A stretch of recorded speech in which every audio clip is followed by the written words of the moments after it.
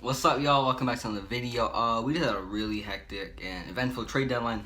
It was super fun to keep track of it. Today, I'm gonna go back to a little recap of practically all the trades, all the big ones, and yeah, let's get into it. At the buzzer, the Mets just got Todd Frazier, which is a pretty Metsy and funny thing for the Mets. They just had him the past 2 seasons. Of course, they trade him, and now they want him back. So Mets just got Todd Frazier back. The D-backs. They just shipped their closer, Archie Bradley, to the Reds.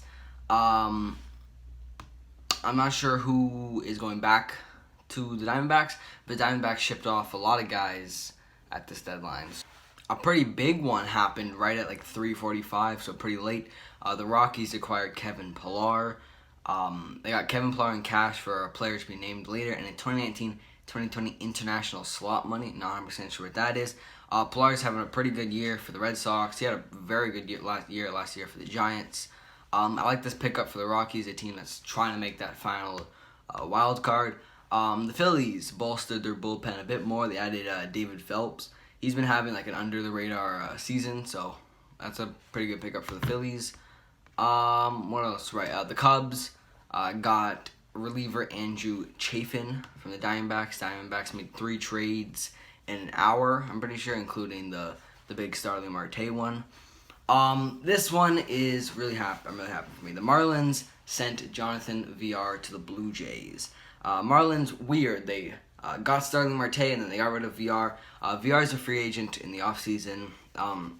You can tell I know what I'm talking about with the Blue Jays, whereas these other trades, I'm not 100% sure. VR is going to slot in at shortstop until Bo Bichette comes back, and then he'll probably move to third and take Travis Shaw's spot. I really like this pickup. Hopefully the Blue Jays can re-sign some of the guys they traded for, because all those guys are rentals. Probably one of the biggest trades is the Marlins acquiring D-backs outfielder Starling Marte. Going back to the Diamondbacks is Caleb Smith, who's a really good pitcher, so D-backs don't feel too bad. The Marte addition came right as the Marlins were in the process of dealing Jonathan VR, so weird. Marlins get a great player, lose a great player.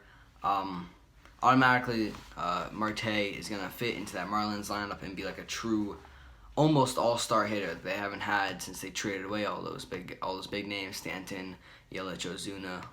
Blue Jays got in on the Diamondbacks selling as they picked up Robbie Ray. So he is lots of walks, lots of strikeouts. Hopefully they can fix his mechanics, is what they're saying, so I like that. There was 2 big pitcher trades. Mike Minor to the A's.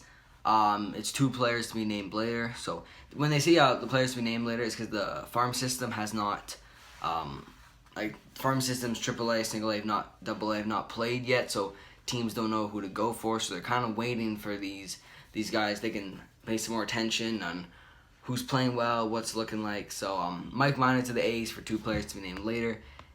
And then the big trade, obviously, was the Padres acquiring Mike Clevinger. Lots of people have been talking about this.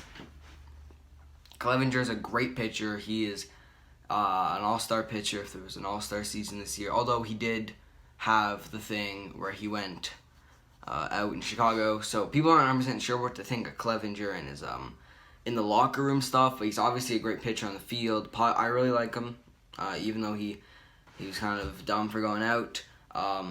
Makes the Padres even more fun, which is cool. I'm going to go through all like the prospects they picked up, because for the Indians to trade away a great stud in Clevinger, they didn't get a top 5 prospect from the Padres who have a loaded farm system. So that way you can kind of think the Padres won the trade, but the Padres traded away one of their top prospects. I'm not sure where he was, Taylor Trammell, for Austin Nola. So that was kind of weird, but I think it was 7, 9, and 15 in the Padres farm system. So I think the Indians win that deal. Clevinger is not a rental. The Austin Nola trade, I think the Padres got fleeced, giving up Trammell for Nola. If you're a Mariners fan and you're thinking of your outfield being Kyle Lewis, Jared Kelenic, and Taylor Trammell in like 3 years, that's something to get really excited about. So I think the Padres kind of lose.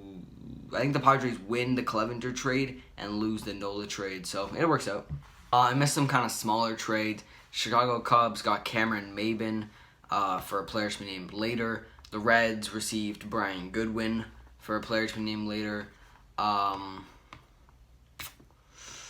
Right, the Jonathan VR trade, we sent back Griffin Conine, who was the Blue Jays' 16th ranked prospects. I'm not too mad at that. I really hope they can re-sign him.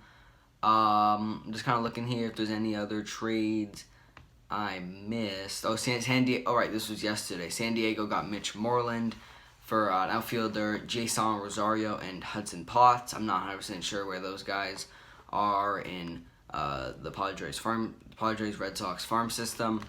Atlanta got Tommy Malone, who stunk it up yesterday, for 2 players to be named later. The Blue Jays got Taijuan Walker the other day in that trade.